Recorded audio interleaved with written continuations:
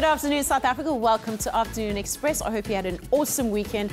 I had an adventurous one. I popped over to Joburg to see some of the thousands of hopefuls who came to audition for the Presenter Search on 3. Good luck to everybody who auditioned. It was awesome. And today we discuss a very pertinent topic and one that is still shrouded in controversy. I'm talking about the gender pay gap. And the question we're asking is, why does it still exist? And joining the conversation is personal finance coach and speaker, Mapalo Makhu. And if you want to add your voice, then head over to our social media accounts and share your experiences. Tweet us at Afternoon Chat using the hashtag Afternoon Express. Comment on our Facebook page or call us live on 021 430 9881.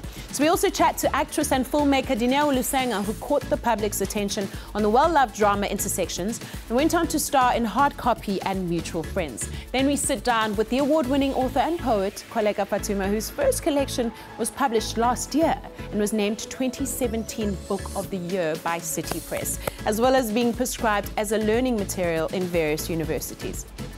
We've also got some cute little puppies on the show today, so make sure you keep it locked. My name is Dinelli Sanger, and this is Afternoon Express. In the kitchen today, however, you would have seen on the show that, I don't know, you're not doing it. You're not really following this trend, but Bonnie and I started with t-shirts and shorts and beautiful little summer outfits. Then the jerseys got added, and then the jackets got added on top of the jerseys. Winter is here, everybody, and we're all trying to find new ways to be able to keep warm, either sort of internally with a delicious, nice warm drink, or externally with some more clothing. So today, Clem's got a really cool solution for those wintry days when a hot chocolate just won't do, and perhaps you're lactose intolerant and trying to find alternatives as well. And it's also possibly really good for a flu. It is, because it's got some ginger in there, and it's got some turmeric in there. But today, it's all fresh ingredients, none of the powdered stuff. It's amazing. Very cool. And he's adding a milk that is obviously, what's it called? Soy milk. It's soy milk, so it's lactose free. And for all of you guys who are really struggling with lactose intolerance, or perhaps even dairy when it comes to a snotty nose, it's a very cool alternative to keep you warm and fuzzy on the inside for those winter days. Let's start off the show on the couch. However, this recipe will be coming up later. Dineo Lusenga made her way into the public eye in the award-winning drama series Intersections, and she starred in a number of local TV shows, including Hard Copy and Mutual Friends. She's taken her talents to the theatre stage, where she currently stars in a production called Mirage that deals with society's expectations of women in marriage. Last year, she produced and acted in the short film Nomfundo, which made waves at film festivals around the world. Welcome to the loft. Lovely to have you with us. Thank you for having me. Yeah, wonderful. So your career started out of the blue while you were studying, actually. Right, yeah. And it was quite a juggling act. Tell us about how your opportunity came about. So I was studying at Wits. I was studying for a BA in dramatic arts, and then I started taking part in campus radio activities. Adil, who just left Metro FM recently, used to have a competition on YFM where you call in and you pretend to be a DJ, and if you won, you get to co-host with him the following week. So I won. I went to co-host the following week, and he said to me, "Hey, do you want to be my producer?" Literally, and I said to him, Which is quite empowering. Right, and I was 19 at the time, and I remember saying to him, I have no idea how to be a producer because right now I'm just on campus radio. And he said, listen, you are my target market. You are in the spaces that I'm trying to infiltrate. You're on campus every day. I'll teach you. So that's how my break into commercial radio came about. Yeah, wise move by him, because quite often men like to have women as sidekicks on radio shows. Right. Yeah. And then just reading through the research about your life and your journey thus far, I'm almost inspired to go and redo my vision board, because that little picture you cut out of a magazine actually ended up framing your life's work. Yeah. Tell us about that story. So I was in grade 5 and we had homework, and it was really simple. Cut out a picture of the profession that you would like, you know, to take part in or to do when you're older. And being the procrastinator that I am still to this day, I woke up in the morning and I was like, oh my God, you know, I paged through dozens of magazines and nothing spoke to me. And I came across a picture of Mamutina Jaka. At the time, she played Priscilla on Generations. And I thought, yeah. This is it. Yeah, and I thought, yeah, this is it. This is speaking to me. Yeah. I cut it out at the bottom. I captioned it, when I grow up, I want to be an actress. And that's literally how it started. It grew from there, the love for storytelling and acting. You've grown up to not only be an actress, you're now a director, you're a producer, you're a TV presenter, and you're also a writer. You've written for so many different platforms. Yes. So tell us about what led you to deciding that I need to understand more, I need to learn more, and I'm going to go to NYFA. and hone my craft? So I had finished my honours degree at Wits, and I had majored in media studies and TV production and film studies and performance as well. And I had been on radio for a while. The thing is, we get complacent. You think I have a drama degree, I can just go act. But what are other people around the world doing? And I had the hunger to learn more, you know. So I just packed my bags, and NIFA always come to South Africa to hold auditions. So I auditioned, I got accepted, and I went to study. And it's also empowering to get there and learn that, you know, actresses such as Meryl Streep still have coaches they go to this day, you know, so we take it for granted, and I felt like I had reached that point and I wanted to change that. Yeah. You're now in a theatre production called Mirage, alongside Kujo Green. Please send my regards to Kujo Green. She's an amazing talent. And it's about society's expectations around whether women should get married or that they have to get married. And what's very interesting for me is recently I was talking to a friend of mine, and we were saying it never enters into the minds or consciousness of women that they don't have to get married and they don't have to have babies.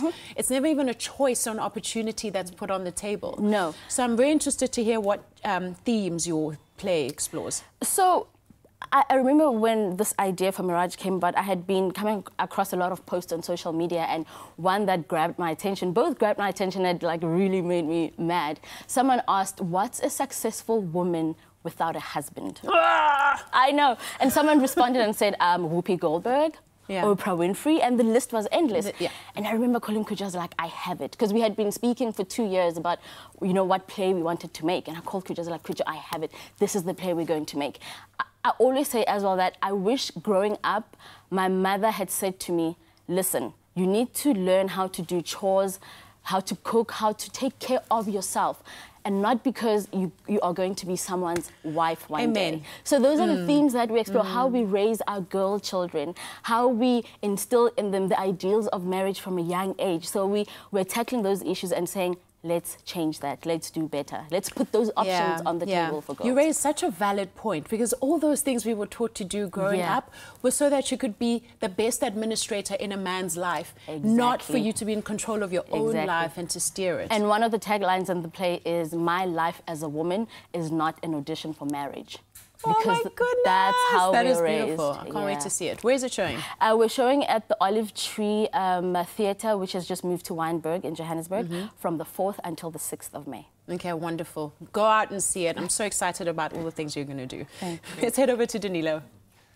She's such an incredible soul, and I really, really like this conversation because I think it's one we all need to be able to weigh in on, especially when it talks about gender disparity when it comes to the workplace. So please add your voice to the conversation on our social media platforms. We're specifically asking you whether you've experienced discrimination in the workplace based specifically on your gender. We'd love to hear those stories on the show. You can share them by tweeting us at Afternoon Chat and using that hashtag Afternoon Express so we can find you, or commenting on our Facebook page. There's a post for you to comment on there.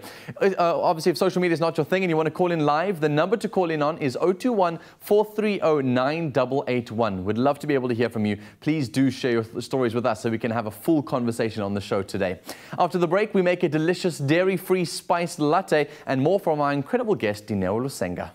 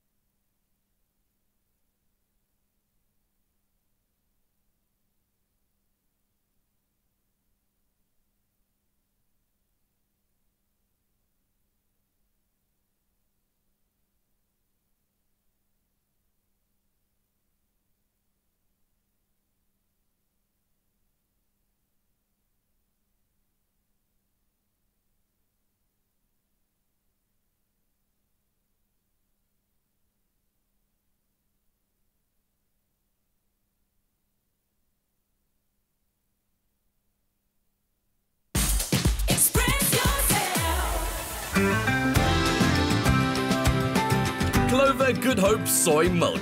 Soy goodness naturally. Made with love by Clover.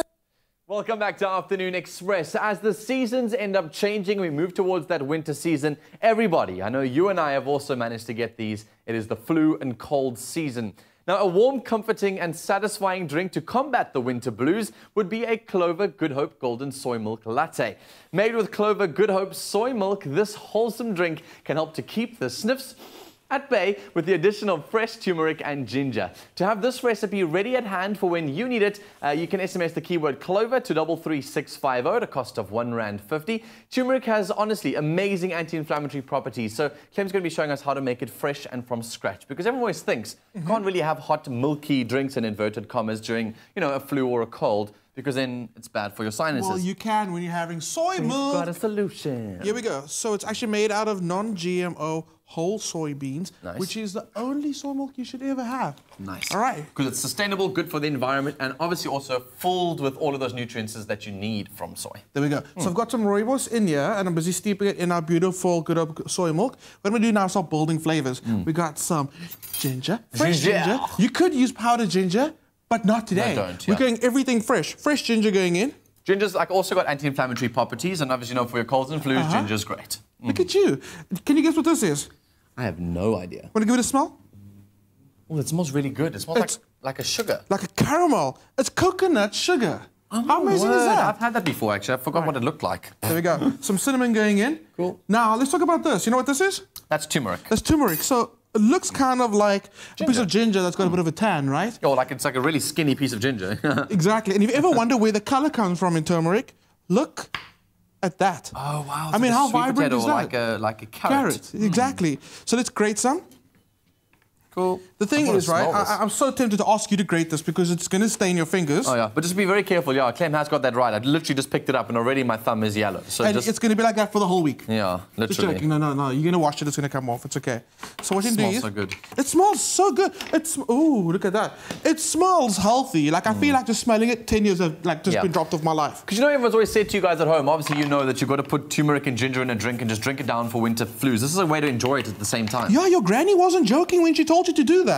Cool, so that going in there. What we do now, bring it back up to a simmer, mix it in, and instantly that color starts changing. Get that like signature turmeric color. That golden color. What I would do is I'll let that sit for like 2 minutes, strain it out because you don't want to be chewing on all those bits. And look at that drink, Dan. It looks amazing and it looks healthy at the same time too. Your perfect own golden drink on Afternoon Express today. You don't actually have to strain those little bits out. My cousin chews the pieces of ginger and turmeric as well. You know what? If he loves yellow stained teeth, I'm all for that. It's amazing. Take it. Honestly, this would be a great drink to have in the evenings when you get home from a very, very busy day, especially when you've got the flu and just want to collapse with something delicious. Remember to SMS the keyword Clover to 33650 to get the recipe itself. It'll cost you R1.50 and your free SMSs don't apply. If you need a little reminder of how we made it, take a look at this.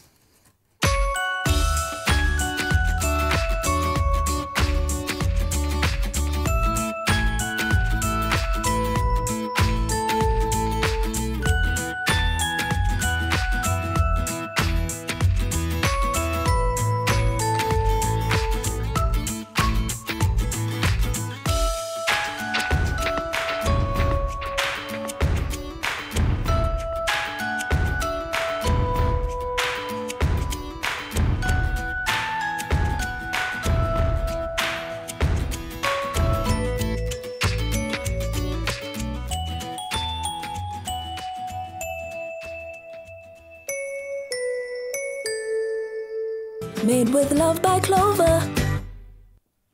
Welcome back. Earlier on, we were chatting to Dineo Lusenga about her career thus far, her travels to NYFA, and she's still here, and we're going to unpack more about gender inequality in the workplace, specifically in the entertainment industry. Yeah. I mean, I think the gender bias and the issues surrounding that in the entertainment industry is that it's just so interlinked. It's a web. Yeah. You know, you break down the one thing and then the others fall into place. So you feel like it's just this Rubik cube that you can't figure out. And you can't talk about the one aspect without talking about the other. Absolutely. That's the thing. What have been your personal experiences with it, and what are you thinking? What are your thoughts around it right now? So my personal experiences have varied from how we are treated as females in the industry, number one, and the gender pay gap, which, you know, is what we're all talking about. Yeah. behind the scenes, you know, I direct as well, so sometimes, you know, someone will see your name on the call sheet. I once went on a shoot and I arrived and this guy said, "Oh, are you Dineo?" I was like, "Yes," and, you know, I'm the director. And he said, "Oh, I saw your name on the call sheet, but I thought you'd be more manly or more macho." And I thought, wow, I don't even know what that means, you know. On another shoot, it was a 10-hour shoot, my DOP wouldn't look at me in the eye. And for the first 2 hours of the shoot, he would speak to my AD. So he would speak to my assistant director to try get, you know, direction from him. It was pretty awkward because for 2 hours he would look at my AD and say, "Do you want a wide shot? Do you want a motion shot?" And my AD would be like, "Do you want to ask Dineo those questions?" So it's how we're treated, and it then comes to the issue of what we're paid versus our male counterparts. Yes.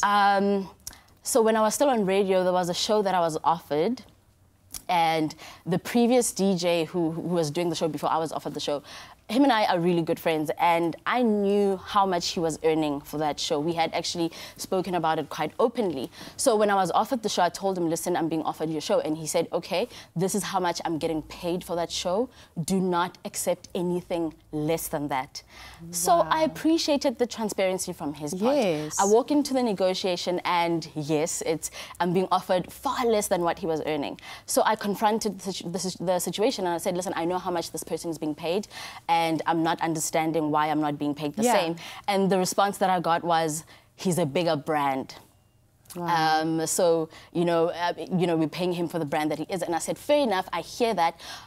Being the bigger brand that he is, you are still trusting me to carry the workload, the same amount of work that he carried. Exactly. So we are carrying out the same kind of function credibility of the to the show. Exactly. So we deal with all these issues on a daily basis. So it's being a woman, and it's also being a black woman. Oh, yeah. So it's like carrying that's double another the level. burden. That's it's another layer. Exactly. Right. So you also talk about women's tendency to negotiate themselves down. And do you think that when we go into a negotiation space, because we are constantly having to prove our self-worth daily, and our self-worth is being questioned, and our ability to do the job and what we deserve, do you think we go in there with all this baggage and then we kind of just expect less? Because there's also the flip side where if you do go in fighting, you're just a bitch.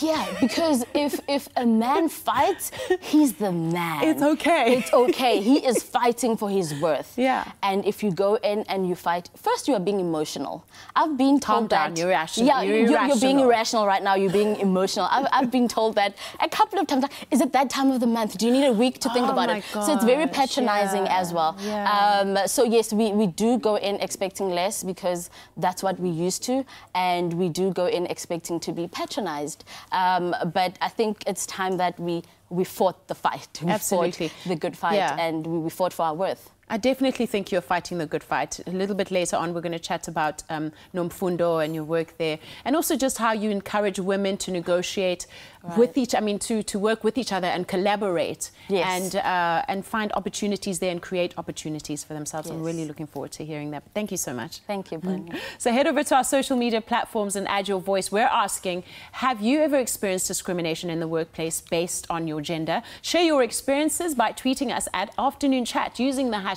Afternoon Express. Comment on our Facebook page or call us live on 021-430-9881. Coming up, we chat to award-winning poet and author Koleka Putuma.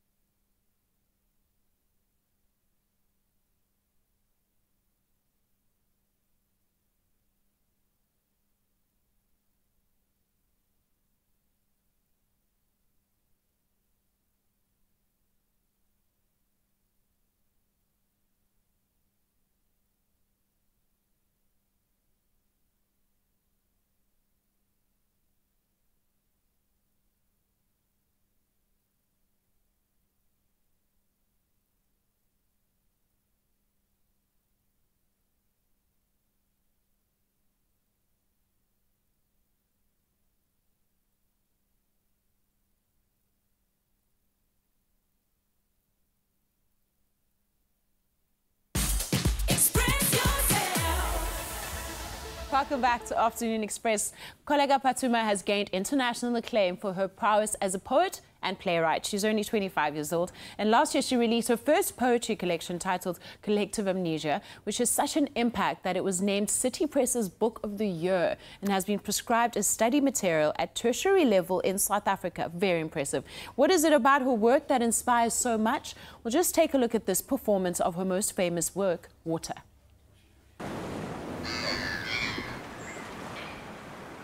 The memory of going to the beach every New Year's Eve is one I share with cousins and most people raised black. How the elders would forbid us from going in too deep, to giggle, to splash in our black tights and our plastic bags wrapped around our new weaves, forbid us from riding the wave for fear that we would be a mass of blackness swept by the tide and never to return like litter.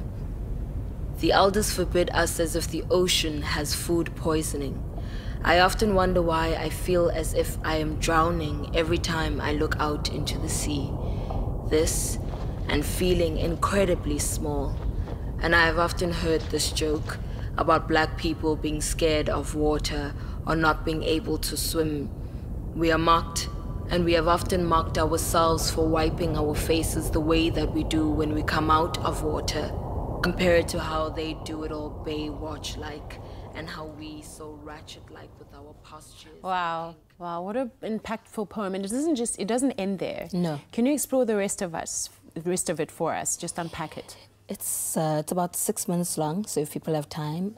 It's a poem about water and black people's relationship to water, slave memory, and also the fact that a lot of the time black people are teased for being scared of water and what that means on a deeper level. And they carry a shame about it as well. Yeah. And also just the fact that water for black people means something different than just, you know, your swimming or your boat ride or your surfing. Yeah. And also, like, we have very specific times or, you know, special days where we go to the beach. Yeah. Around December. Yeah, it has a ritualistic representation in our lives. Yeah. And so your book, Collective Amnesia, which you brought for us, here's the cover so that if you forget the title, you can actually walk into a bookstore and remember what it looks like and buy it. So what are some of the themes that you explore? I write a lot about myself. It's a bit vain in that way, but I write or explore. I guess all writing is.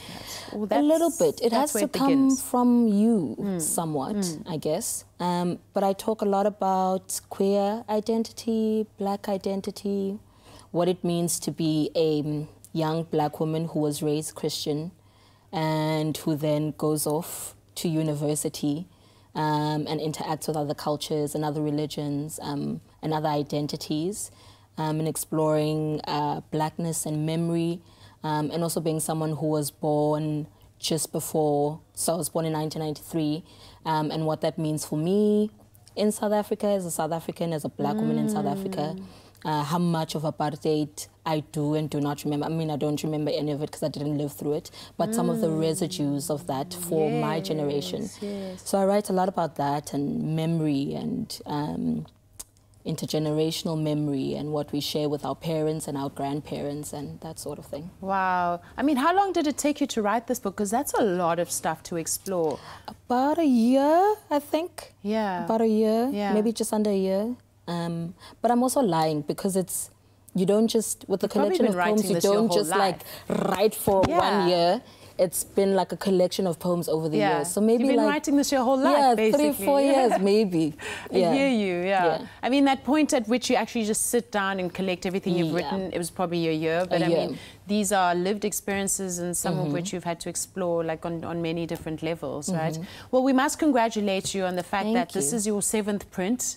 Since 2017. Have you been surprised at how well your book is doing? Did you expect this? Listen, when I was told we're going into 2nd print, I was like, what? And also because the narrative is that poetry in South Africa doesn't sell. Yes, that is the narrative, or that books in South Africa do not sell and people don't read. And that people don't read. But it's, I mean, 7 prints proves that people actually do read, and it also proves that like people, you know, actually read poetry. Absolutely. And well, we can conscientize people around what it means to read and why they should read, right? And it's about us writing more so more people can read.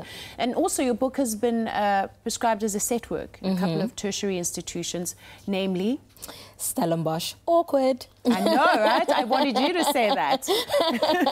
And Rhodes? And Rhodes are using it as material. It's not necessarily prescribed. At Wits, it's prescribed. It's amazing. And UCT is also using it as material. Wow, a huge congratulations. Thank you. And you travel the world performing your work. I do. Yeah, what has that experience brought you? It has been strange because a lot of where I go with the work mostly is Europe. So that's also a bit strange, like Europe's relationship with the work, and also the fact that they like the work so much. But that's also been phenomenal because it means that the work gets to travel outside of South Africa and reach more people. So I see that you're not one to just stand on a stage and deliver your poem. You attach some kind of visual representation to it. I do. Right? Always. So when the book came out, I approached a videographer called Jared Kleinans and a photographer called Andy Mkhosi, and I was just like, do you guys want to explore some visuals with me? Do you want to translate? Do you want to collaborate? And so we created images and videos around some of the poems in the book. And some of the themes of the book. And so now there's photography and videos that kind of go with the book. Yes, and there's existing visual material and also so that it's not just it. like my voice, so that other people can go, oh, this is what I'm getting from the book, or this is what I'm hearing. Yes. Yeah. Well, it's absolutely beautiful. We're very pleased to meet you, and we wish you the best. Thank you. Forward. Thank you. So if you guys have just tuned into the show and wondering what the topic is about today, we're speaking more about the gender pay gap. And on social media, we're asking you the question, have you ever experienced discrimination in the workplace, specifically based on your gender? If you have any interesting stories to be able to share with us, you can tweet them through to @AfternoonChat using that hashtag #AfternoonExpress so we can find that comment, or you can find us on Facebook. There's a post there for you to comment on. We're Afternoon Express on Facebook. You can also call in live, perhaps, if you want to share your story with us live on air. 021-430-9881 is the number you're going to need to dial. After the break, we broach the topic with finance coach and founder of Women and Finance, Mapalo. So stay right where you are.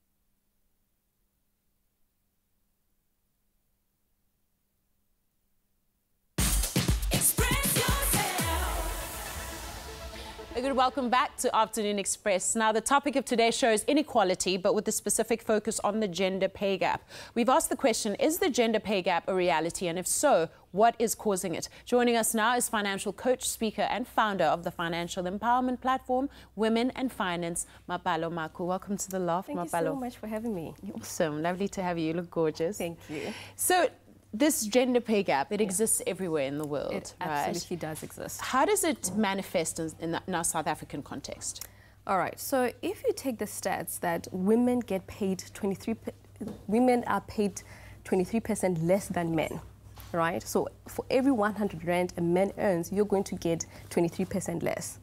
So how that manifests in your real life, it means that you're taking home way less and the decisions around your money are going to be limited.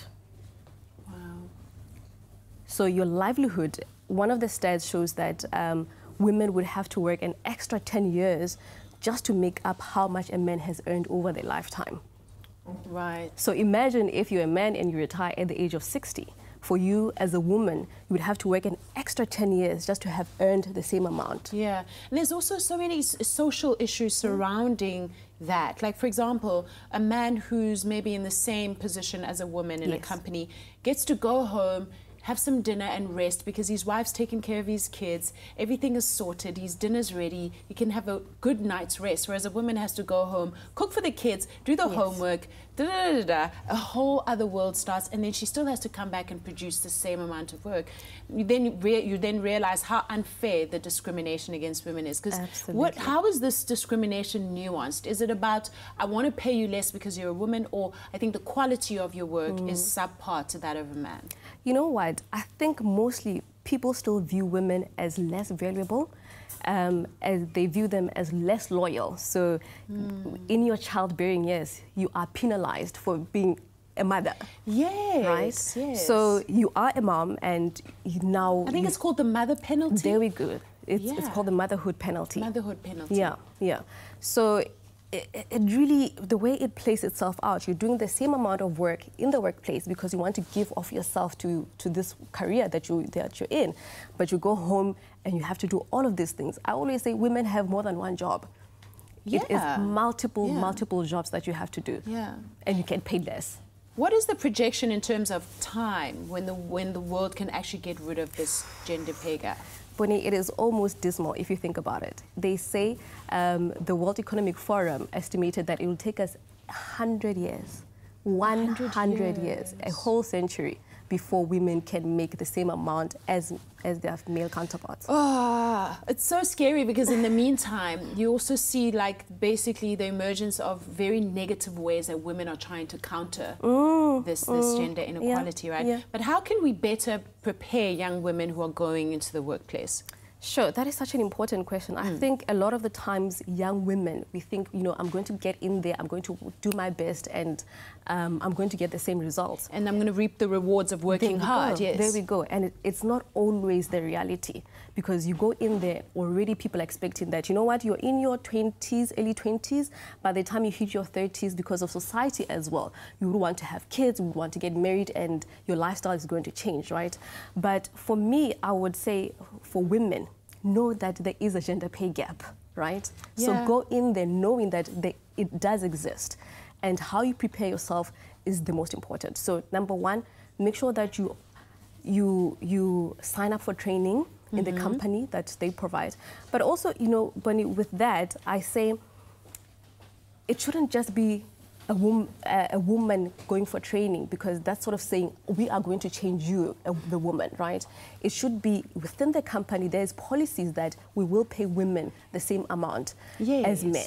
So it has to be measured within the company. There has to be some sort of data that every year gets updated and say, for this level of work, whether you're male or female, this is how much we pay. And be more transparent. Yes, there has to be a deliberate action by the company. Yes, absolutely. We actually have a caller on the line who has a comment. Bentley. Hello? How are you, Bonnie? Hi, how are you? I'm good, thanks, and you? I'm good, thank you. What's your question or comment? I'd like to comment and say that I didn't really, when I started as a mining I started off as a junior mining electrical engineer, and you know all the perks that comes with that because it's a male-dominated industry. So I didn't actually get anything bad coming from that section. But what I can say is I had to do everything twice as hard just to prove my potential. You know, like everything I did was put under the radar. It had to be double-checked by my superior. Yeah. And, yeah. Wow. Thank you so much for your comment. She raises such a... Hello? You still there? Oh, okay. She raises such a valid point, because you then realize if women are having to work twice as hard as their male counterparts, it speaks to what the affectations of that are. They're more exhausted. Yes. They're more depressed. Yes. Depression is one of the highest growing conditions in South Africa among women. Yeah.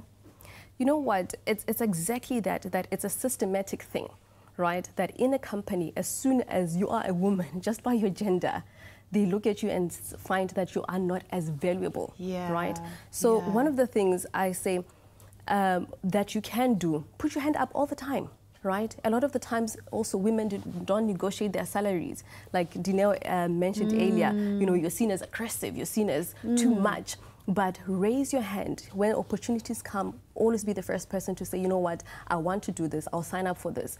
But also negotiate your salary. I think a lot of the times people are afraid of being seen as aggressive while their male counterpart, when they do the same, it's okay. Yeah, you know? I think as women, we've all accepted that we all don't mind being seen as aggressive now. I think we've kind of it's unofficially made a deal, all of us. But thank you so much for sharing today. You've made some really valid points. Thank you so much, Bonnie. Not only valid points, but just an absolutely incredible conversation to be had. So continue to share your thoughts with us on social media. Perhaps you've got similar experiences that you want to share with us. We'd love to be able to hear from you. Now, Baxter and Donut, the newest members of the Afternoon Express family, are revealing more of their off-screen lives on Instagram. If you want to know what happens behind the scenes, like to see these two and what they get up to, you can follow them on Instagram. How cool is that? All you need to do is search for The Adventures of Donut on Instagram or The Adventures of Baxter, and you can keep up to date with their on and off-screen lives.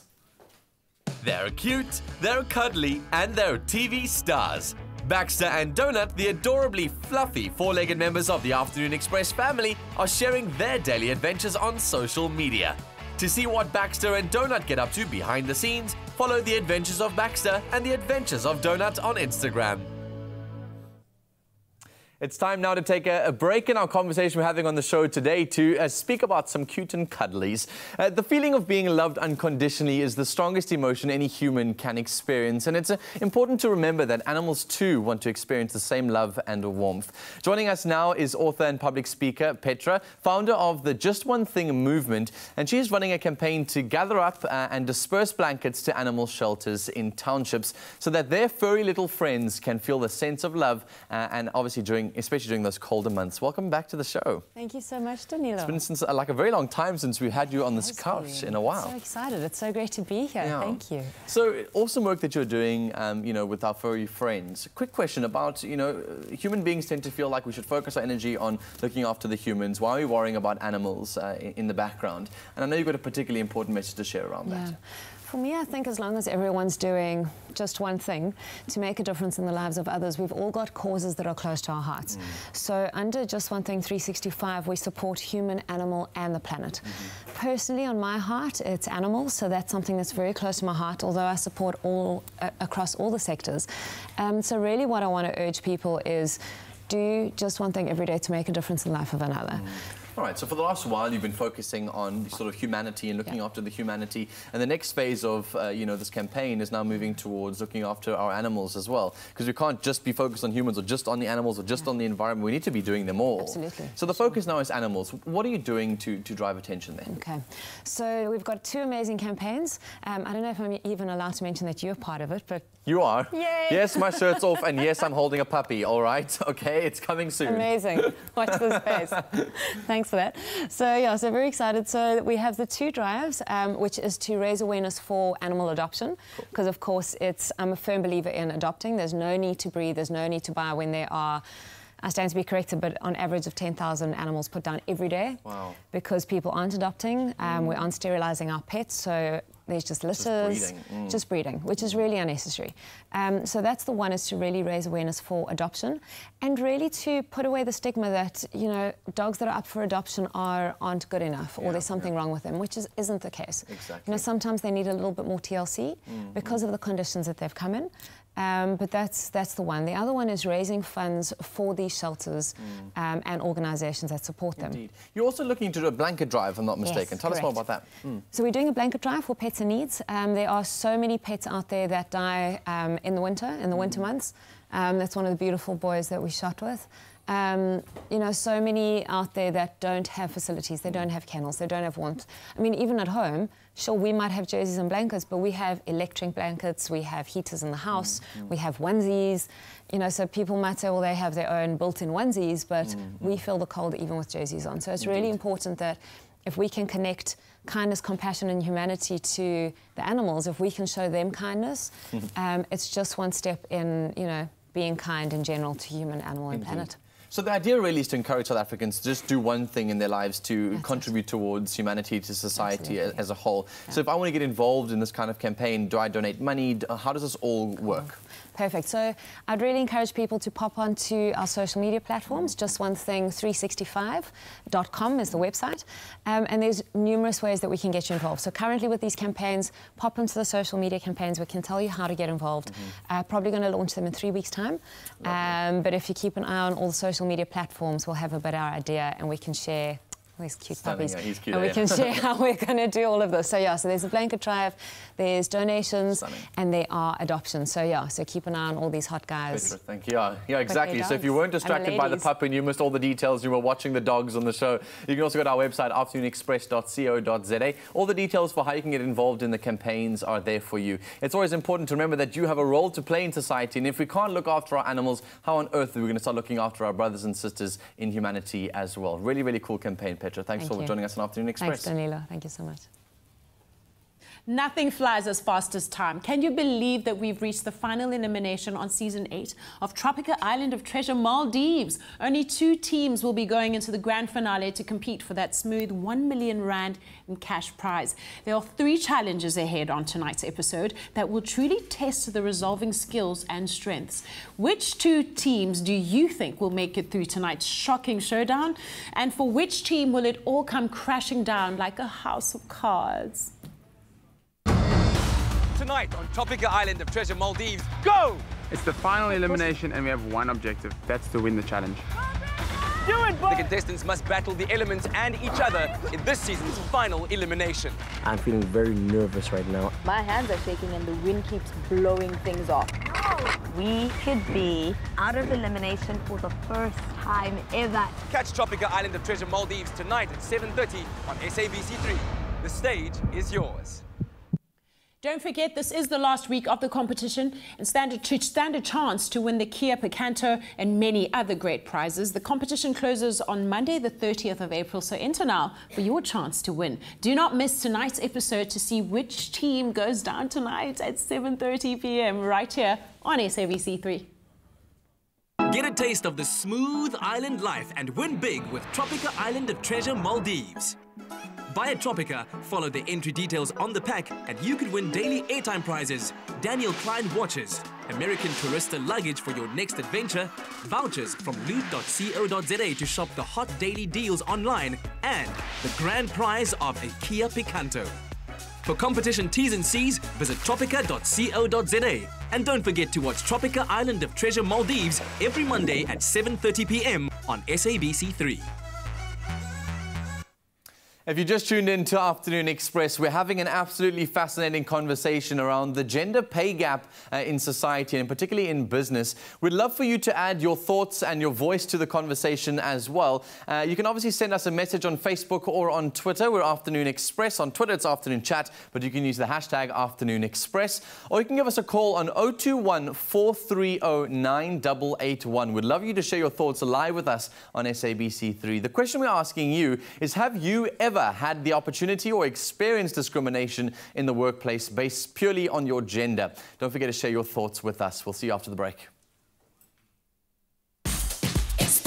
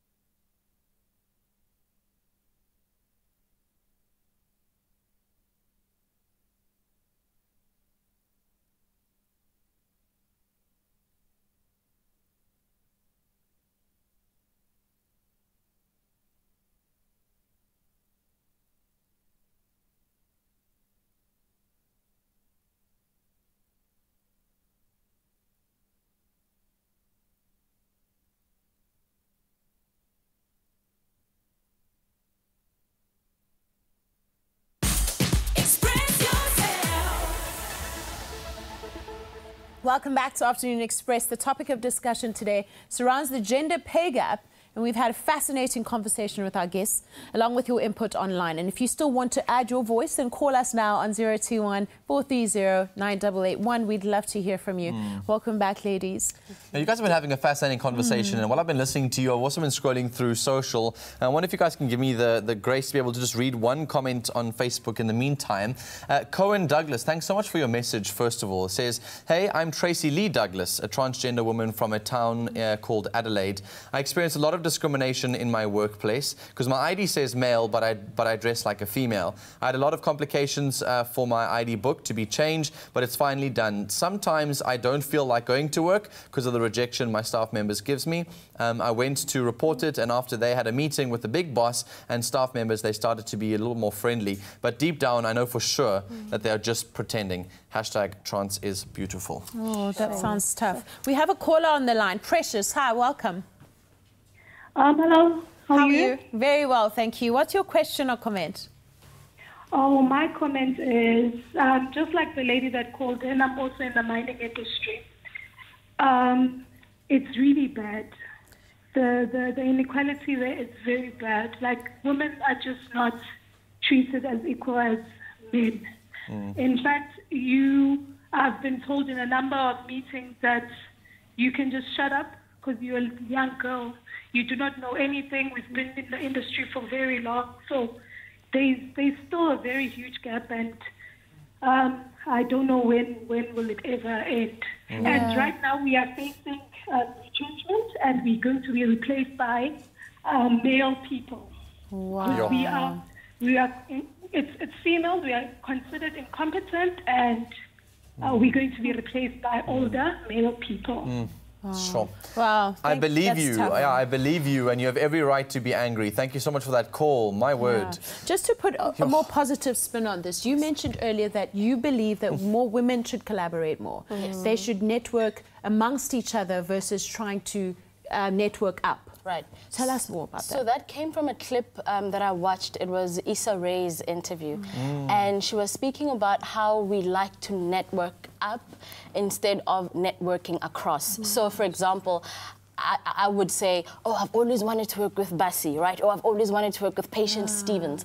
But what I'm failing to understand is maybe having access to those two powerful women might be harder than just having access to someone I went to school with, right? Someone who has the same drive as me, someone who has the same passion as me. So I really took that into consideration, and that's been the result of, you know, the work that I've co-produced with my female counterparts and former, you know, co-students. Sihle, we worked on Nomfundo, and Kuja, we worked on Mirage. So, Stunning. I absolutely love that. I think that's a brilliant effort, and I think it needs to continue. I just think, from my perspective as well, I mean, if you're talking about these industries, we're hearing about mining, we're hearing about these really old industries with executives which are obviously very male-dominated, but are very old, big companies. From a creative space, it's easy to start projects, you know, and to build these little projects, but to change that kind of big system is difficult. So I'd be excited to know about what, you know, entrepreneurs, those of you who are starting businesses now, to start setting those structures in place for your business, because you're not only going to have to change it, you're going to have to undo a whole bunch of things. Do you see this pushing women to become more entrepreneurial earlier? Absolutely. I hope so, And I think it's just good for the economy, regardless of whether this male... Women are just good for the economy. You know, exactly. Period. No, it's true. And remember, women are the biggest spenders in terms of, you know, how... GDP. Exactly. Well, they also, because they also spend for everybody else. They spend for their families. Women never go out and buy stuff and not buy stuff for their families. That's one of the things that I was telling Dineo, that women, when you look at how they spend their income, it goes more towards the household, to other people. Whereas, and we kind of put ourselves at the back, and, you know, we don't have investments for our retirement, while the male counterpart would have all of those things. And well, I'm hoping that after this episode, Danilo will tell me how much he earns. All I want to say that the gay pay gap's the opposite for this one. I promise you, it's the opposite one. You're winning. You're a winning gal. But I think it's such an important conversation to be had, and thank you guys for sharing so openly about this. It's really, really good, and I hope that it continues to happen at home, so you can have this conversation in your families, with your friends as well. Try and change the mindset of those immediately in your circles, because they'll hopefully influence those in their circles, and then we'll be able to change the world slightly and slowly. Absolutely. What's happening tomorrow? Yeah, tomorrow is the Afternoon Express cook-along, by the way. If you guys are going to join us, I hope so. We've got a really cool guest joining us, determined by the outcome of tonight's installment of Tropica Island of Treasure Maldives. So whoever gets kicked off will be on Afternoon Express to obviously make a meal to satisfy their... Yeah, a consolation meal. A consolation meal, yeah. Your last meal off an island. Make sure you tune in, obviously, tonight at 7:30 p.m. on SABC3 to find out who it's going to be. Have a good night, South Africa, and happy eating. Thank you. Bye. God bless.